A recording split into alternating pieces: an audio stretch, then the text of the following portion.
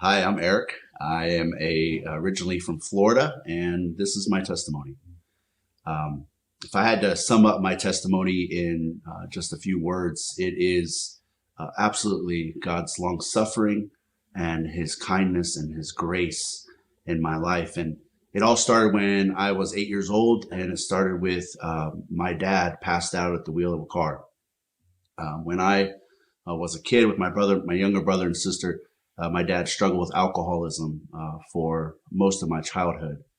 And one of the things that he really enjoyed doing, this is a story he tells me later because I was a little too little to know then, he liked to get in a car and go for a drive after he got plenty of beers in him.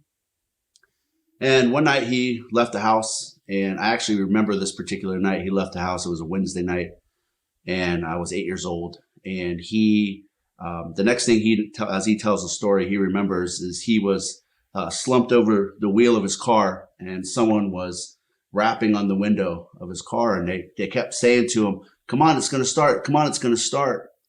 And him being in a drunken stupor just figured this is where he was supposed to be. He didn't know what was going on, but this person at the car was very adamant that he needed to come with him. So he opened the car door and he followed this older man into this building, not knowing what it was. And as soon as he walked in, it was an old-timey Assemblies of God church. And he walked in and he sat in the back row, and he tells the story that as soon as he sat down, he went stone sober. And he sat through the whole service, and he came home that night. And I remember this clearly. He coming home that night sober, which was odd. And he looked at me and my sister. My brother was too young then. And he said, "Do you guys want to start going to church?" And at that time in my life, church was an absolute foreign word in our house. I had no idea what church was, but being 8 years old and wanting to get out of the house, I'm like, sure, let's go to church. And so that following Sunday, we started going to this church as a little kid. And I loved it. I loved the atmosphere. They had the Christian Boy Scout Royal Rangers I really got involved in. And I spent the next few years at this church just meeting new people, growing. I got saved. I remember my Royal Ranger commander on a Wednesday night. I think I caught him off guard because we were outside playing, and I just went up to him and I said, "I want to ask Jesus into my heart." And I remember Commander Steve, and he prayed for me right there in the woods, and I accepted the Lord in my heart. And a few months later, I got baptized. But that was kind of short-lived in my family. My dad started to walk away again. He had a lot of bad history with church, a lot of bad history with an angry God that he was raised with. So he started to fade away, but there was an elderly couple in the church that promised to pick me and my brother and my sister up every Sunday and every Wednesday. He was an old World War II vet married to his German bride, and they'd come pick us up every Sunday. They were just so faithful. And we went to church, and it was my life. Church was my life. If there was an event, I was at it. If there was a mission trip, I went on it. If there was, I found myself in youth leadership and just growing in my church life, but not so much in my faith. And then when I was 14 years old, or actually, let me back up. When I was 12, I remember I was running through the church foyer, and I was a little surf rat kid, had long, hair, punk rock kind of dude. And I was running through the church foyer, and my pastor, Pastor Tim, kind of grabbed me by the shoulder, and I was, I thought I was in trouble. I'm running into church. And he just looked at me, he grabbed me, he says, "The Lord's calling you to be a pastor." And I, like, I'm 12. I'm like, okay, and I kind of ran off and didn't pay too much attention to it. And I'm going to church, I'm doing all the things. And then when I was 14 years old, Pastor Tim makes an announcement, him and his wife, that they are leaving the church and they were going to go to this place called South Dakota. And as a 14-year-old Florida kid, South Dakota might as well have been Mongolia to me. I was like, well, I don't know anything about that place. But I was heartbroken because I looked up as Tim as a spiritual father. I looked up as somebody that I needed in my life, because my dad had gone. He was sober, but he walked away from the church, and my mom was never interested. So Jesus wasn't really a part of our home life unless I brought it in. And so they leave, and the church starts to split. The ugly stuff starts to happen that we see in churches today. And my foundation starts to crumble a little bit. And I remember when I was 16 years old, it was kind of my last hurrah with the church. Our youth group went to El Salvador on a missions trip. And I loved it, but I was screwing off and starting to mess around with girls, and things were starting to slide real fast in my life. And I remember the last night we were there, and it had us on this big deck. There was 2 youth groups, so it was like at least 50 of us. And they were asking us to share testimony. We were there for 2 weeks, asking us to share testimonies about what was going on. And it was a really hard mission trip. A lot of people got sick, and it wasn't the most fun experience, and we all started to pray. They wanted us to pray. And this is something I never experienced before at this time in my life. And we're all praying, and this thing started just to bubble up in me. And I just found myself shouting over everybody. And what I shouted was that this is the exact words, I'll never forget it, was, "This is good. This is me. But your mission field is in your own backyard." And I kind of just shut down after that. I didn't know what to do, and no one else knew what to do because it was very abrupt and very out there. The next day we get in the vans, we go to the airport, and we go back to Florida, and my life just off the cliff. It was not a month later, I left the church. I started experimenting with drugs, getting way too involved with girls, and all the stuff that comes with teenage angst. And I was angry. I was angry at the church before, because I felt like they let me down. They betrayed me, is how I viewed it. But what I find out later in hindsight, I was more angry at God. I felt like the Father had abandoned me. I felt like I had done all these things. I've been a part of Sidewalk Sunday School. I've been a part of all these ministries, kids' church, doing all these things. I worked like 4 or 5 days a week at this church. I was there doing something. And then it was like the rug was pulled out from underneath me, and I didn't have anything at home to keep me in the faith. And matter of fact, at home, it was what I was doing, I was seeing at my home. So it was almost encouraged, where I was going. And plus my mom and dad were working so much, 2-3 jobs at a time, I was essentially on my own at that point. And I just went completely off the rails. And it wasn't just the drugs. It wasn't just the alcohol. It wasn't just the girls. I started experimenting with different faiths, and it was all a shaking a fist at God. Every bit of it was just shaking my fist at him. I was just angry. He let me down. He failed me. That's the way I saw it.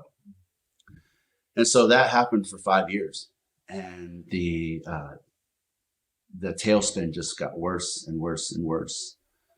And I found myself at 20 years old, this was 4 years into it, just absolutely depressed, suicidal. Every day, and I worked an evening job, so I would get home really late at night, like 1, 2 in the morning, and I'd be up till 4 or 5 in the morning partying, and I'd sleep till 2 in the afternoon before I had to go to work.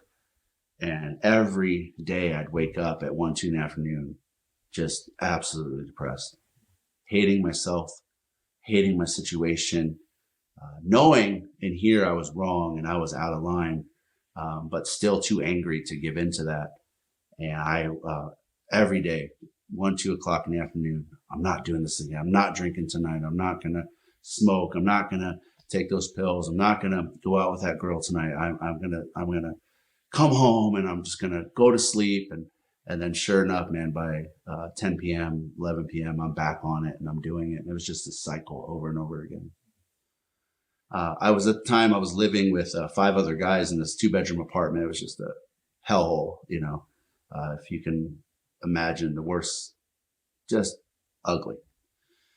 And one of the guys I was living with was Leon Schwartz, who I'm ministering with now. And we got it in our heads that at least let's go back to church.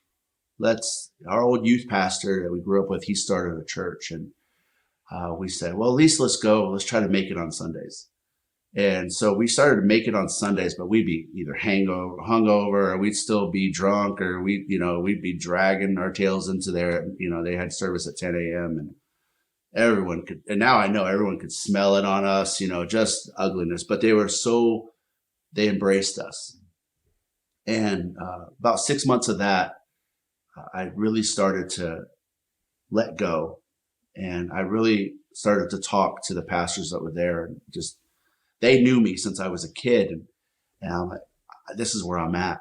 I don't know what to do. I want to sober up. I want to be right. I don't want to, I didn't want to be angry anymore. I didn't want to be so furious and where I was.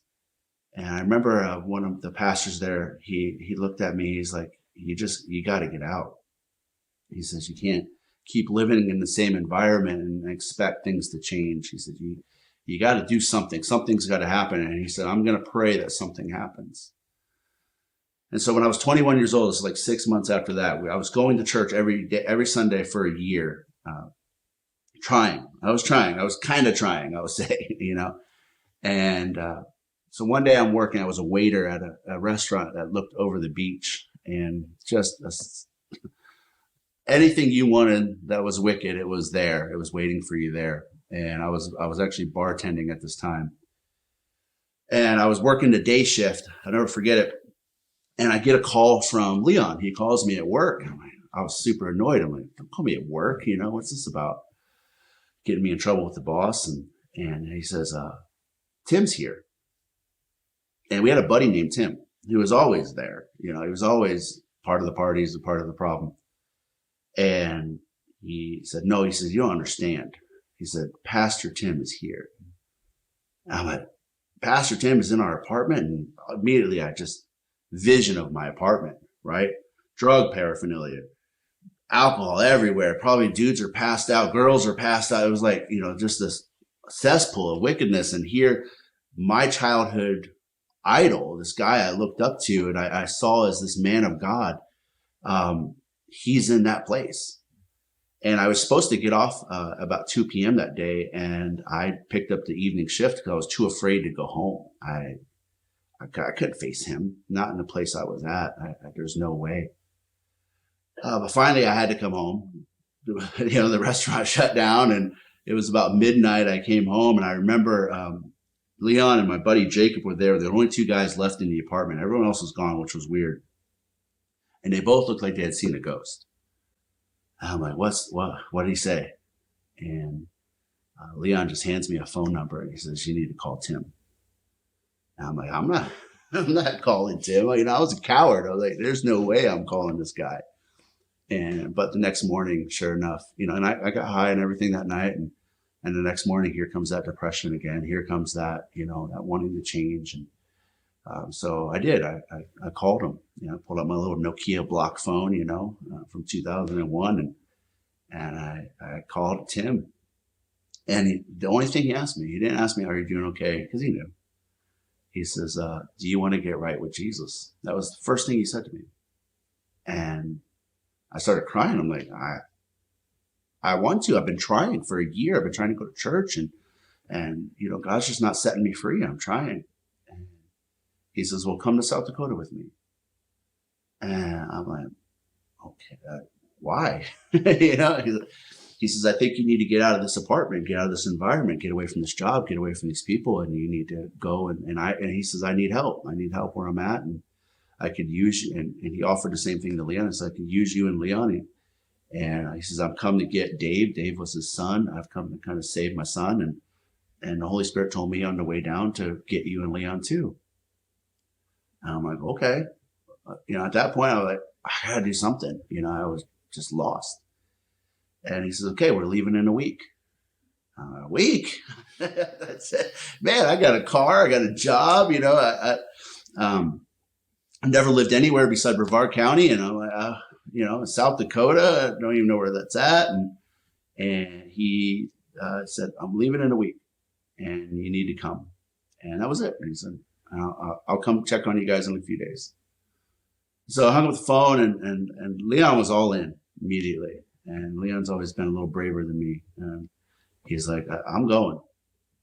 He says, but it's really helpful if you go too. I'm like, all right, let's go. So I started making arrangements. I told my boss I wasn't going to be there anymore. gave my car to my brother. And I said, okay, we're going to go. And it was the 2 days before, I'll never forget this. I got this borrowed suitcase from my mom, and I didn't have much. I had a few clothes. I had a girlfriend at the time who she didn't know I was, that was going to be it. She thought I was just going away for a little bit and going to come back. So she bought me this really nice winter coat that obviously I was going to need because I didn't have anything. I had flip-flops and shorts, man. That was my life. And so I'm sitting over this suitcase. I had a mattress on the floor, and I'm just looking at the suitcase. I'm like, I can't do this. This is crazy. I love the ocean. My family's here. What's in South Dakota? I remember when I was going to church for a year, Tim and Elaine, they came back from South Dakota to do some itineration, and they had this little old school, science fair board, the 3-sided thing. They had all these pictures of the res. And I'm like, I don't even know. Lakota people, didn't they all die? This is all the things that are going on in my head. And what am I going to do? And really the drugs were pulling and the alcohol and the girls, but really it was the devil was just trying to hold me, trying to kill me. And I'm standing over the suitcase and I'm like, I bust out into the living room. The anger was rising up. I'm like, why would God even ask me to do all these things? Are starting to bubble up, and look at Leon and Jacob. There's a couple other dudes that were there. So I just got to go for a walk, and I storm out and I was going to walk to the beach. And I start walking to the beach and I hear footsteps behind me. And it's Leon. And he's like, what's the problem? I'm like, dude, I can't do this. There's no way. I'm not going to move 2,000 miles away, to go live someplace where there's snow and ice, and I'm just not going to do this. And he said, and he started to get angry. He's like, well, what's it going to take? What's it going to take to get you to go? He says, what if I pray right now that there's $5? We were walking up, we were kind of in a parking lot. And he says, what if we pray there's a $5 bill up ahead? Would that be enough? And I just laughed at him and said, yeah, whatever, man, sure. And I'm not even kidding, man. It was a parking lot, so car. And we get about 4 cars deep, and there was a little fluttering underground, and it was a $10 bill. And Leon picked it up, and he said, see, 5 for you, 5 for me. And that was it. So went back, got our stuff. 2 days later, we hop in this a Zuzu Trooper, and it was me, Leon, it was Dave, Tim's son. Dave had this 120-pound pit bull named Leland, and we started driving to South Dakota, and it took us 5 days to get here.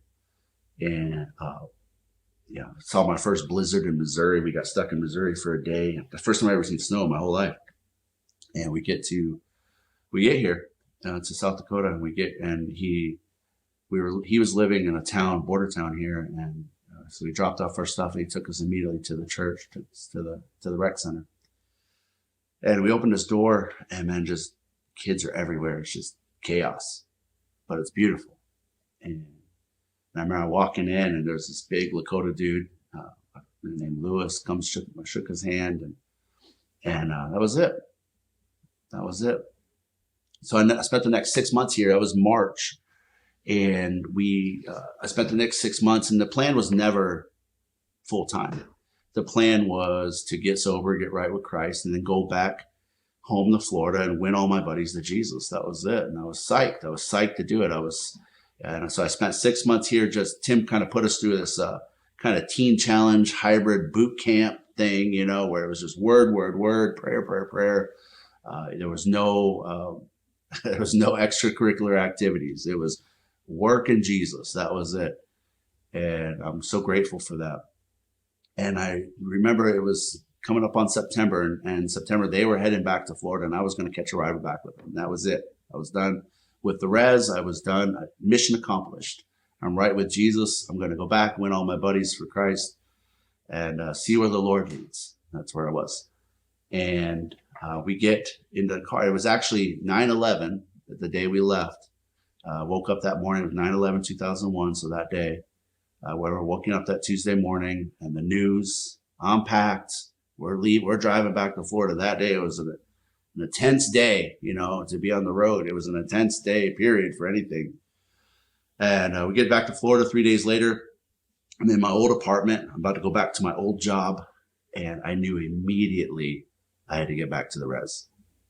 It was just immediate. I knew my heart was not there. It was here in South Dakota. And so I worked for the next 6 months, and I came back out here, and it was full time. And I've been out here now a little over 23 years. And, I can testify thousands of stories of God's faithfulness out here. More failures than successes on my part. A young man thrown into positions he shouldn't have been thrown into, and but God was even faithful in that. And all the mistakes and all the failures, I can say these last 23 years has been a furnace, and a beautiful furnace, where he has just been burning off pride and selfishness and all the wickedness, all that anger I had towards him. And he's been so faithful to show himself good and kind and just so daily beautiful to me. And I'm so grateful that he is a redeemer, and he is one that, just such a good father. He can look past his petulant children and say, I'm going to love you anyway. And I'm a testimony of that. Of a guy who shook his fist at God for years, for decades. And he still said, even as a pastor, shaking my fist at him at times. And he still said, I'm going to love you anyway. So if I had to leave anything with anybody, if somebody comes to me today, I'm 45 now, and I've been at this a while. And if they said, Eric, if you can give me one piece of advice, one thing from all your experience and all your failures and all your things, I would say invest in relationships. That's the eternal stuff. Spend your time, your energy, your resources, spend your ambition on relationships. First, Jesus. He's got to be your ambition. He's got to be your prize. He's got to be the treasure that you're willing to sell it all for. He has to be. And I could testify from my own life that he is that treasure. He is that one. And man, when you lay it all down and go after him, you'll never, ever regret it. You'll never, ever look at it and say, oh, I wish I would have spent my resources elsewhere. No, spend your resources on Jesus. Career, hobbies, entertainment, all that stuff is fleeting. It's going to burn up. And it's not evil. It's not bad. But if you're going to spend your ambition and your resources, spend it on Jesus. And then spend it on your wife and your kids. If the Lord blesses you with a wife and kids, man, those are first and foremost your most important disciples. Spend your energy on them, your time, your attention. Give it to them. Love them as Christ loved the church. Do that. And then spend your time and energy on your church family. Those are the ones you're going to live forever with. So get to know them now. Love them now. And as we love each other, that's when the world knows, right? That's what scripture says. They'll know we're Christians by our love for one another. And then as we spend that time together, we spend it in word and prayer and worship and fellowship and in mission, then the people outside see something beautiful. They see a church worth investing in, a church worth checking out, a church that maybe I can find a home there. And one of the things the Lord's really set me free these last 5 or 6 years is this Western Christian mentality. Something was so ingrained in me, how we're supposed to do church. And the scripture he gave me is back in 2018, is in Jeremiah, where he says, look in the way, look for the ancient paths, walk in them, and you will find peace. And the ancient way is following Jesus. It's not all the other stuff. It's not the church machine. See, that the church machine let me down as a teenager. It broke my heart.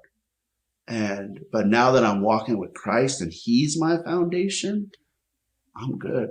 I have peace. I have joy. So I just encourage you to invest in relationships. We as men, we spend way too much time on other things. We spend way too much time in our career thinking, well, I need to make money to give my family a good life. No, they want you more than they want what's in your pocketbook or what you're earning at work. They want your time. Your kids want your attention. That's what they need and desire. And if you're not discipling them, then the world's going to disciple them. And that's our job. It's our job to step in. And I believe that's where we've allowed the Western Christian church to come in, kind of be a surrogate parent to our wives and our children and to our family. And we see the fruit of it. And it's time for us, for men, to step in and really use what God has given us and spend it on him and our family and our church. Spend it there. And from there, the lost will be saved. I have 100%, because I believe God's a good father. And the last thing he's going to do is give birth to new babies and not have a place where those new babies can be raised. He has to have a home where he could send. He's the one that gives new birth. We don't do that. He's the one that draws people in. He's the one that brings new life. But he also needs a family that's going to raise those new babies, that's going to disciple those babies. So that means our church, our home, needs to be in order. So it's a place of peace, a place of the word, a place of his spirit, a place where he is hosted, his presence is hosted. So when the new babies come, they have a place to be raised. That's what a good father does. He prepares the home before he brings the kids in. And I believe that's where we're at in the church today. And I want to just encourage you guys, man, invest everything. You are going to find that it is an investment that is eternal. It's eternal, and it will pay back. It will pay you back. So I just want to thank you guys for letting me share this time, share my testimony. And I just pray you're encouraged.